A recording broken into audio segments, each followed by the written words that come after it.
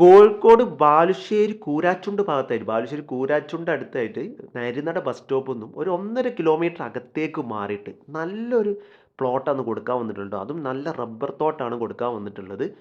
കക്കയം ഡാമിൻ്റെ റിസർവോയറിൻ്റെ തീരത്ത് ബാക്ക് സൈഡിലായിട്ട് കക്കയം ഡാമിൻ്റെ റിസർവോയറിൻ്റെ തീരത്തായിട്ട് ഈ ഒരു പറമ്പാണ് കേട്ടോ കൊടുക്കാൻ വന്നിട്ടുള്ളത്. അപ്പോൾ ഞങ്ങൾ നേരെ ഇപ്പോൾ സ്ഥലത്തിൻ്റെ നേരെ ഓപ്പോസിറ്റ് ഡയറക്ഷനിലാണുള്ളത് കേട്ടോ. ഇതിൻ്റെ നേരെ മറ്റേ ഓപ്പോസിറ്റ് വരുന്നത് ഫോറസ്റ്റ് ആണ് വരുന്നത്. അപ്പോൾ ഞങ്ങളിപ്പോൾ ഉള്ളത് ഈ ഒരു ഡയറക്ഷനിൽ നേരെ നോക്കുന്ന ഈ ഒരു പറമ്പാണ് കൊടുക്കാൻ വന്നുള്ളത്. ഫുള്ള് റബ്ബറാണ്.